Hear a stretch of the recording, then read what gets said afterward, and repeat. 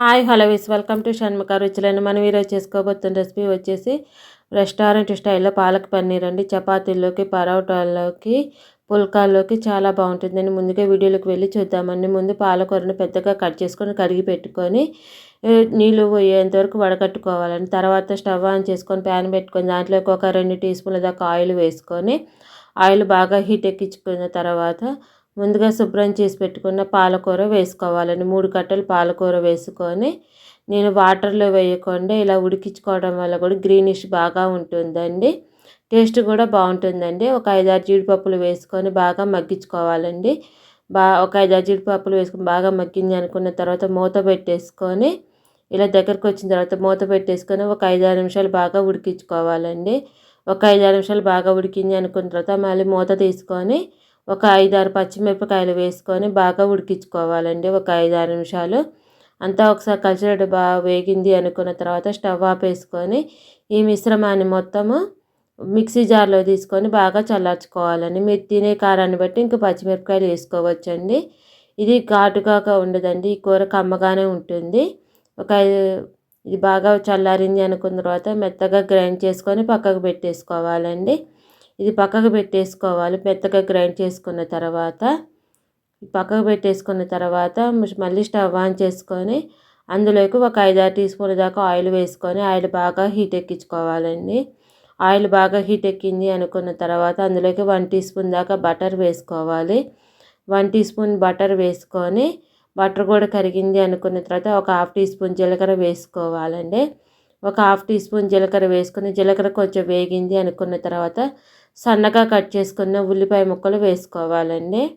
పెద్ద ఉల్లిపాయ ఒకటి సన్నగా కట్ వేసుకొని అది బాగా వేయించుకోవాలండి. ఉల్లిపాయ ఒక 50% వేగింది అనుకున్న తర్వాత ఒక 1/2 టీ స్పూన్ అల్లం వెల్లుల్లి పేస్ట్ వేసుకోవాలండి. ఒక 1/2 టీ స్పూన్ అల్లం వెల్లుల్లి పేస్ట్ వేసుకోవాలి. ఉల్లిపాయ బాగా వేగింది అనుకున్న తర్వాత అల్లం వెల్లుల్లి పేస్ట్ వేసుకొని అది కూడా బాగా పచ్చివాసన పోయేంత వరకు వేయించుకోవాలండి. అల్లం వెల్లుల్లి పేస్ట్. మా వీడియో కనుక కొత్తగా చూస్తున్న వాళ్ళు ఫస్ట్ టైం చూస్తున్నట్లయితే మా ఛానల్ని సబ్స్క్రైబ్ చేసుకోండి. మేము పెట్టే వీడియోస్ మీకు ఎప్పటికప్పుడు నోటిఫికేషన్స్ వస్తూ ఉంటాయండి. తర్వాత అందులోకి ఒక 1/2 టీ స్పూన్ దాకా ఉప్పు వేసుకోవాలండి. బటర్లో ఉప్పు ఉంటుంది, పాలకూరలో ఉప్పు ఉంటుందండి. తర్వాత ఒక 1/2 టీ స్పూన్ కారం వేస్తున్నాను. మీరు తినే కారాన్ని బట్టి వేసుకోవచ్చు. తర్వాత ఒక 2 టీ స్పూన్ల దాకా ధనియాల పొడి, ఒక 1/2 టీ స్పూన్ పసుపు వేసుకొని బాగా వేయించుకోవాలండి. ఈ పాలకూరకి ఉప్పు కారాలు ఎక్కువ పట్టవండి, ఎందుకంటే ఈ పాలక్ పన్నీర్ కర్రీ చాలా కమ్మగా బాగుంటుందండి. ఇప్పుడు పాలకూర పేస్ట్ వేసుకొని అంతా కలిసేటట్టు బాగా కలుపుకోవాలండి. బాగా కలుపుకున్న తర్వాత ఒక చిన్న హాఫ్ గ్లాస్ వాటర్ పోసుకొని కలుపుకోవాలి. ఒక హాఫ్ గ్లాస్ వాటర్ పోసుకున్న తర్వాత పాలకూర పేస్ట్ వేగింది అనుకున్న తర్వాత ఒక హాఫ్ గ్లాస్ వాటర్, కొంచెం కొత్తిమీర, తర్వాత ముందుగా కట్ చేసుకున్న పన్నీరు 200 గ్రాములు వేసుకొని ఒకసారి బాగా కలుపుకోవాలండి. పాలకూరలో పన్నీర్ అంతా కలిసేటట్టు బాగా కలుపుకున్న తర్వాత మూత పెట్టేసుకొని ఒక 5-6 నిమిషాలు బాగా ఉడికించుకోవాలండి. అంటే పాలకూర స్మెల్ మొత్తము పన్నీర్కి పట్టేటట్టు బాగా ఉడికించుకోవాలండి.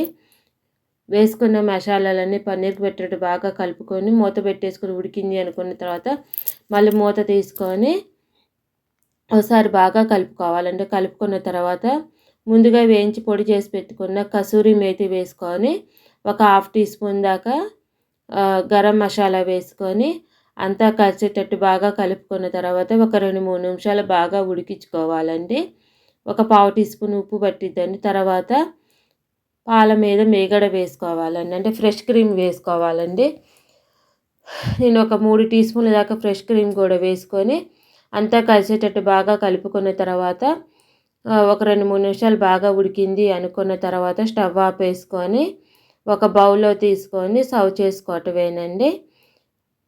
చపాతీల్లోకి, పుల్కాల్లోకి, పరోటాలోకి ఎంతో టేస్టీగా ఉండే పాలక్ పన్నీర్ కర్రీ రెడీ అయిపోయినట్లండి. పైనుంచి కొత్తిమీరతో గార్నిష్ చేసుకొని సర్వ్ చేసుకోవటమేనండి. ప్లీజ్ సబ్స్క్రైబ్ అండ్ లైక్ చేయండి. Thank you for